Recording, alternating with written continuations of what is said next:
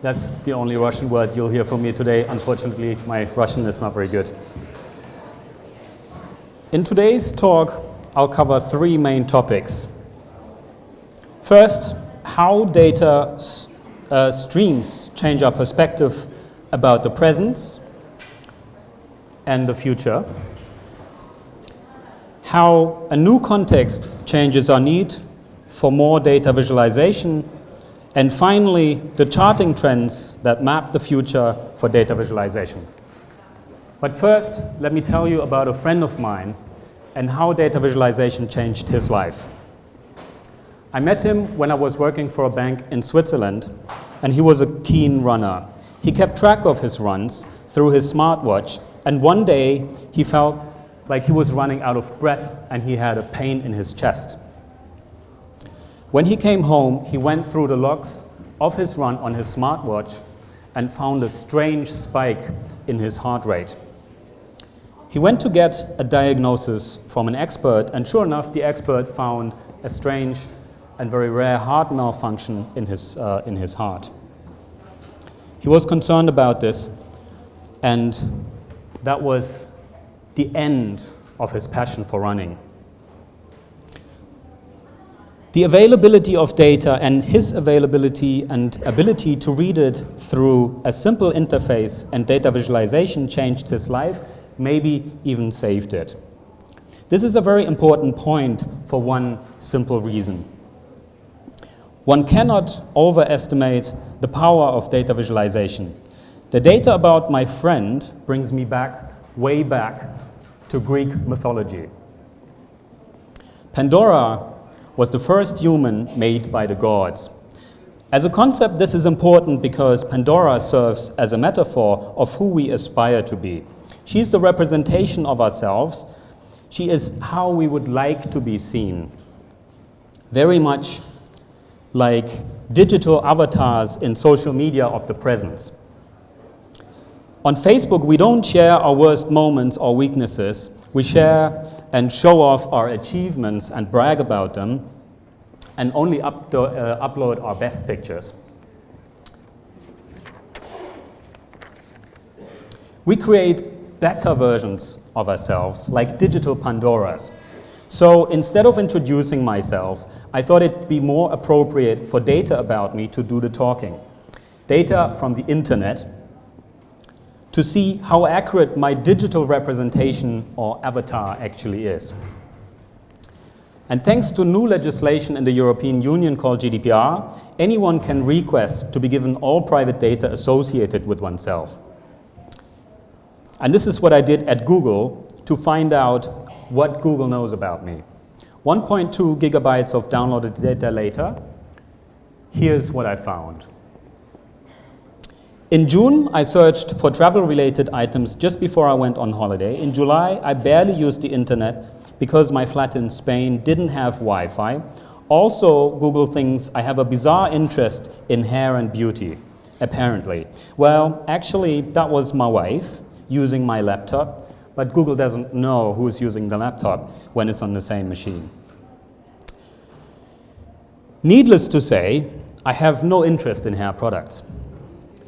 In August, I binge-watched Yachts on Fire on YouTube. There are hundreds of these videos online, and before you know it, you've spent an entire evening watching this stuff.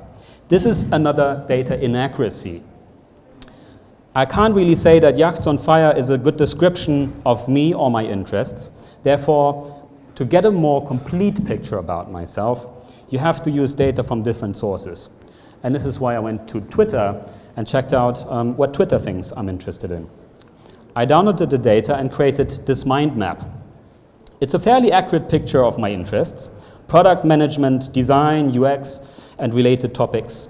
AI is a bit of an outlier, and even though it's related, it's not something I'm particularly interested in. Sorry, Pablo, he's going to speak about AI just as a closing keynote. I went on to see the connections on LinkedIn. And based on data from LinkedIn, you would assume that I work in the recruitment industry. But excluding this very obvious outlier, the professional picture of who I am based on my connections is actually quite accurate. My network consists of people in technology, design, energy, product management, finance, and creative industries. Also, there you can see that I'm currently employed by Bloomberg in London as a product manager. So the picture of my digital self is not quite accurate and somewhat incomplete, but it's more data about me than I expected to find. In future, this will change. We're currently creating 28 zettabytes, or 1 trillion gigabytes of data per year at an exponential rate. Therefore, it's fairly easy to predict that there will be more data available about me at any given time in the future. In fact, on all of us, creating a more complete picture who we are. Not only that, but also who we were at any given point in the past. So my digital avatar, or mini-me, one day may not be as pretty as Pandora, but more accurate from than any one of us might want to wish. Not only data on people will be more readily available, but data on absolutely anything, like our cars and of course our homes. All devices interconnected through data streams will be improving our safety, drive operational efficiencies, and better understand consumer demand. And this will have a big, dramatic impact on anyone in the industry of generating and selling data, such as organizations like Bloomberg, my employer. The company is one of the biggest providers of financial data, and it's got a long history of leading in the field of data visualization. In the 80s, the company started as a competitor to Reuters and the NEC terminal on the left-hand side on this picture. The visualizations here you can see, and the keyboard on the picture on the left, don't actually look that much different from a terminal you get today. Michael Bloomberg started his career at a bank called Salomon Brothers in New York. This is Percy Salomon in his investment bank in the 1950s. Take a look at this scatter chart in the background. Clerks had to go and manually update all the data as it came through phone calls and telegrams. It was a painstakingly slow and labor-intensive process. Today, charts look not much different in structure, but charts are plugged into live data and news ripple through markets ever faster. Less time is used to read each item, and more automation is used to generate each data point and even news stories. As you need to communicate more, you need to only communicate a specific sentiment for an algorithm to pick up your story and classify it. For example, when Musk announced on Twitter that he's considering taking Tesla private, the reaction in the market was extremely quick. This couldn't have happened with people reading Twitter alone.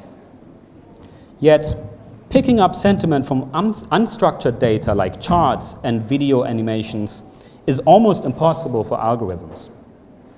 Charts and animations were almost entirely created for human consumption. But now that has changed. Bloomberg has created a system called Scatteract that can read each pixel along an axis to reveal the information generated each dot. The system uses optical character recognition, or OCR, and reads and uses deep learning techniques to take numerical data points from the image of a chart and then converts the result into tables. It's the first time ever that data visualization is reversed.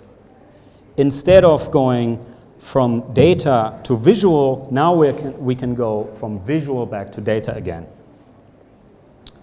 Even though Scatteract is quite crude yet, it's only a question of time before these systems will be improved and data visualization will be fully legible to algorithms.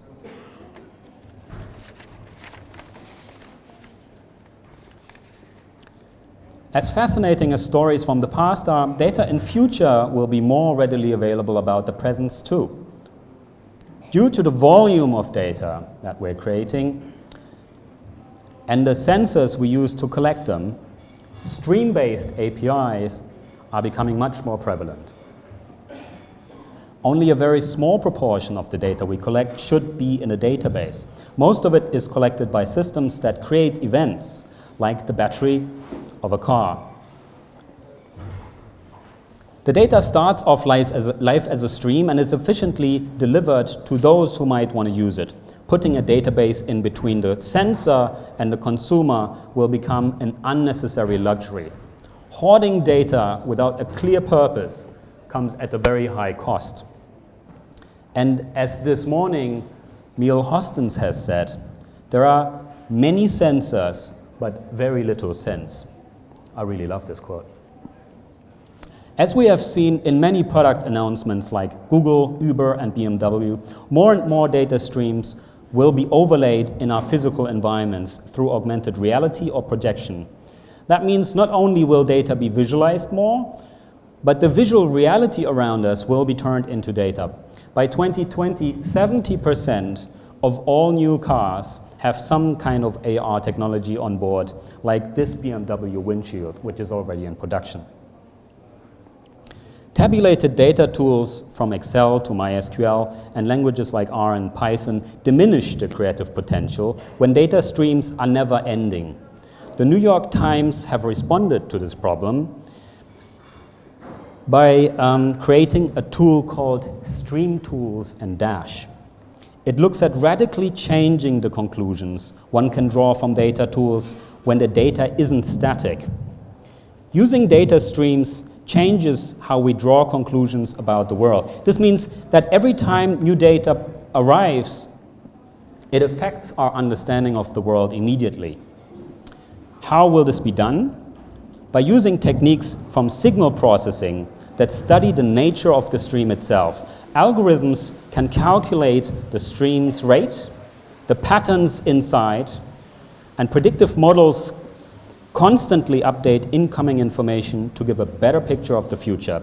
Something that took analysts a few hours or maybe even days is now done through algorithms within seconds. So as algorithms are taking over and data providing businesses are changing, so is the context within which we're consuming our data.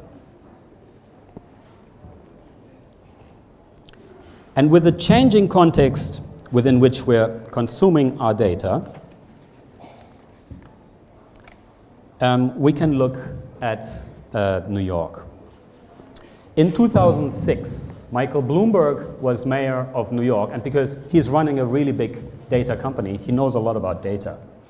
And that's when he started a project called Open Data.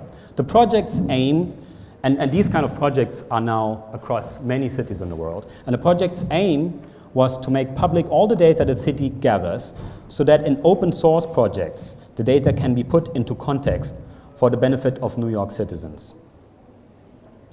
The data itself would be completely useless unless contributors of the projects find ways to connect data points. So what projects are live now that can be seen as a result? For instance, numbers on arrests. Alone, they won't give you the full picture, but in connection with other data points like ethnicity, they uncover social injustices in some New York neighborhoods, like you can see here. This map of stop, question, and frisk shows hotspots where ethnic minorities are more likely to be stopped. Another great example is wayfinding in Tokyo. In this visually most polluted city I've ever been to, you barely know where to look. But the context is carefully considered for the city's visitors. The never-ending stream of data on train stops is displayed in kanji, the traditional characters they use in Japan. You can see how many minutes you're away from the next stop, and it's displayed in English too. You can see the direction the train lines branch and how far the elevators are in the next stop when you leave. Here you're in the second carriage from the front, you see you have to walk a little bit backwards to pick up an escalator. And that's really quite interesting, because the amount of information I'm used to riding trains in my hometown, Berlin, is much simpler and boring and dull. So if the Japan experience tells us anything about context, it's that people will have higher expectations of data availability, its accuracy, usefulness, and how it's visualized in future. Berlin might not be the city of the future. The trend is clearly for cities to provide more data to its citizens, not less, like we've seen in New York and Tokyo. The commercial context for data in cities changes too, like smart city traffic management. This one is called Didi's Smart Traffic Brain, and it will allow for traffic participants and wayfinding software to make better informed decisions. Now, that's not something particularly new, that you can calculate traffic flows, but Didi's smart traffic lights, I mean, that's quite something, have been installed in Chinese cities, saving over a quarter of waiting times for traffic participants. The data of all 550 million mobile users is shared. That's a lot of mobile users. I mean, China's big. And shared with the traffic lights and their connected cars to make the most accurate picture of traffic flows. So urban traffic problems aren't just giving a picture of the presence. Smart traffic systems in the future will also allow to forecast where traffic jams will be in the next few hours. And it allows to forecast taxi and public transportation shortages and redirect other traffic participants to most effectively handle upcoming congestion.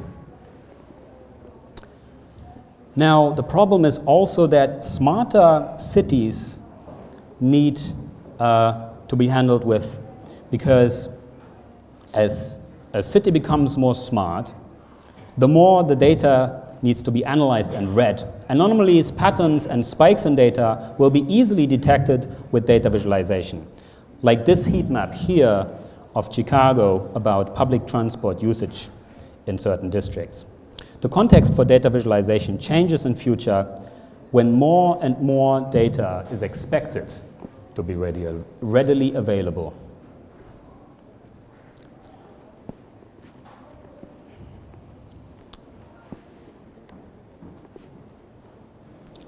Trends for visual communication, and therefore all representation of data, have changed dramatically over time. William Playfair in the 19th century is widely considered the inventor of many of the most popular graphs we use today, like line, bar, circle, and pie charts. Many statistical chart types, including histograms, time series plots, contour plots, scatter plots, and others were invented during that time. This chart by Playfair from 1821 shows the price of wheat, weekly wages, and the ruling kings over a 250 years period. Now that looks like a very boring and average chart, but at the time that was the Van Gogh. Another trendsetter of his time was Charles Minard in 1869. He created this map, showing the number of men in Napoleon's infamous Russian campaign army, with army location indicated on the x-axis. Black shows the very few returning soldiers. So as you can see, a very devastating campaign for Napoleon. Not a very good idea trying to conquer Russia. Today's charts, their meanings and varying purposes aren't unfamiliar anymore. Data visualization is fundamental to the workflow for anyone working in data or science, or in fact data science. Amongst the most popular charts are line and bar charts, perfect for comparison over time. My tip is to use line or bar charts pretty much for any data visualization when it comes to comparison, because simpler is just better. A data scientist typically works with endless amounts of variables, but most options for comparison are limited to up to 3. And that's good because It focuses to create very concise and understandable stories. You'd never use a scatter chart, for instance, for comparison. Scatter charts, mind maps, and bubble charts are created for illustrating relationships across multiple variables.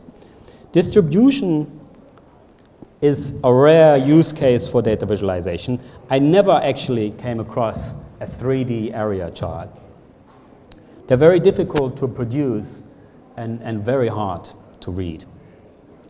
But never should anyone use a pie chart for the purpose of comparison. We have violated this very fundamental rule at work multiple times. Wedges just aren't easily comparable as lines or bars. Its sole use is composition. Most people I've met hate pie charts anyway, so better avoid them altogether. The purpose of a chart should always be the starting point when creating one. Hans Rosling once said that the purpose of a chart is to go from numbers to information to understanding.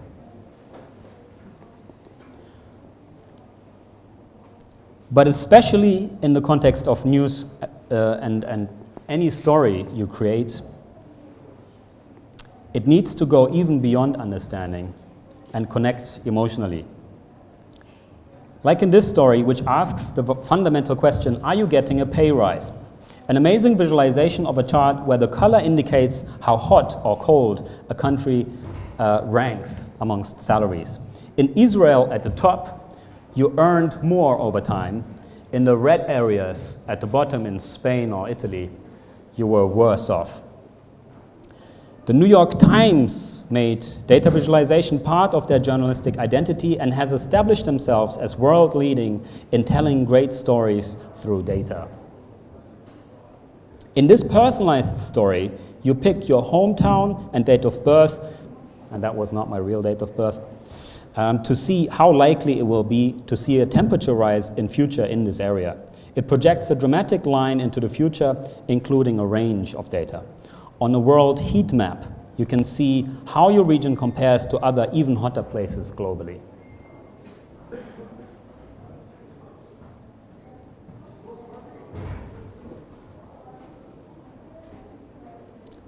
This chart uses the same context of the development of the mean global temperature over time. This time, though, the story is being told differently using a line chart, nicely animated, and actually quite scary. The China Deal Watch is a perfect example of a story from Bloomberg Business Week, told well through data visualization. You can clearly see something dramatic happening in 2016. You can see a spike in data, which triggers the questions, which would be, what happened there? Any spike in data triggers questions. And that's good, and that's what data visualization is really all about, creating these questions. Donald Trump got elected is the answer to the question in this chart in 2016 in the US. And just before he got elected, there was a massive spike in acquisitions and deals in the US by Chinese companies. Sectors grew and contracted differently, though.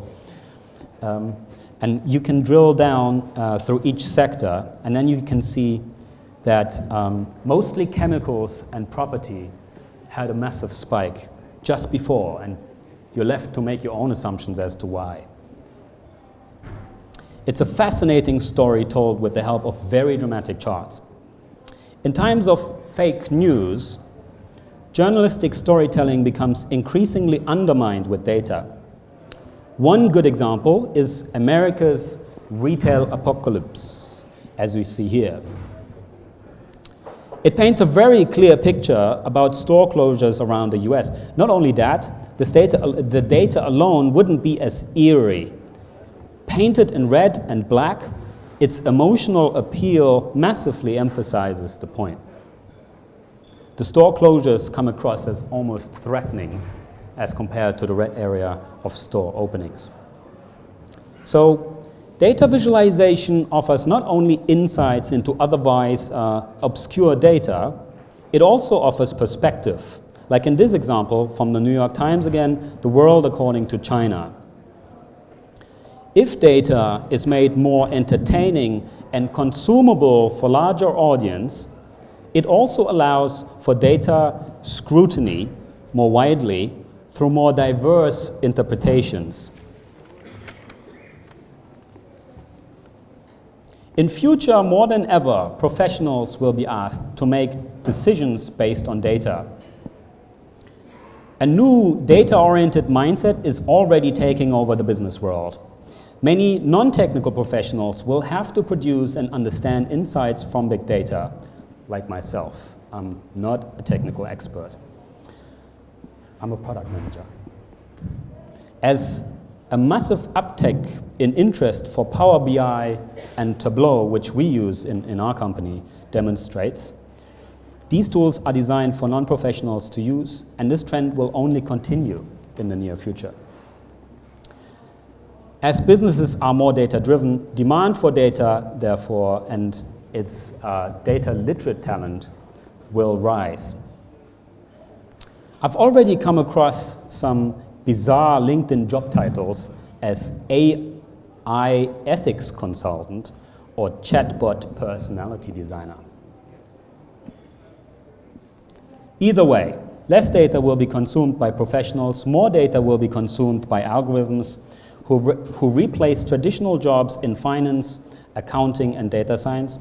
Also, more data will be consumed by ordinary readers outside the data and finance field, as data literacy is growing rapidly. Our daily interactions will rise, and not all of those will be through visual interfaces, but also through voice, motion, and eye tracking.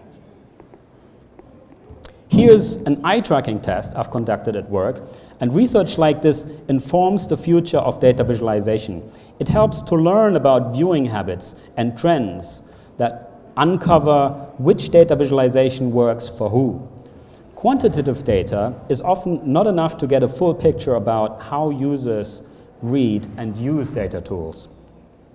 We also need qualitative insights from interviews and eye tracking, and this provides a deeper understanding of user behavior. This is one of many examples of a tool that would have been inaccessible in the past due to high costs and infrequent use cases. More tools will become cheaper and more accessible, allowing for more insights into user behavior, leading to more sophisticated data visualization. According to a Gartner study, by 2020, more than 40% of data science tasks will be automated, like the preparation or dissemination of data. Yet, there's no need to panic, stay calm, because a lot of artificial intelligence chat is pure hype. Sorry, I hope I'm not refuting any of your points, Paulo. I see AI as supplementary rather than replacement of human analysis, because it's equally important to keep asking the right questions as it is to provide the right answers. Indeed, the one skill you need to have in future to make yourself indispensable in data science is probably curiosity. These trends lay the foundation for more and better data visualization and also data literacy in future. In conclusion, one can say that data streams change our perspective about the present. And the future, by ever faster delivery methods and increasing data literacy amongst users. The delivery methods and increasing data literacy will also increase the expectations of what data can achieve. And trends and charts will evolve with the tools we use to create them. As for my friend in Switzerland, who keeps an eye on his heart rate, he's now part of a growing trend of data-obsessed health gadget fanboys. However, looking for signals single-mindedly creates the danger of missing the bigger picture. when you're measuring the wrong things. You shouldn't just value what you measure, but measure what's valuable. Otherwise, you end up with a Pandora, a false picture. Either way, streaming health data continues to save lives around the globe, and more data will be provided as streams. No data set will be the same at any given point in time, and our urge to stay up to date will increase our need for data visualization. With data streams, our perspective changes constantly. More screens around us in everyday objects will further improve data literacy amongst non-professionals. And as we've seen in Scatter Act, more data visualization will come from the visual reality around us turned into data. From the example of the New York Times and Bloomberg Businessweek, we saw that data visualization is different from pure rational analysis in that it aims at telling a story to create an emotional response. You can have rational evidence right in front of you, but if you can't imagine something that has never existed before, it's impossible to stimulate far-reaching action. Algorithms can predict, humans can imagine. Data visualization inspires imagination best. Spasiba.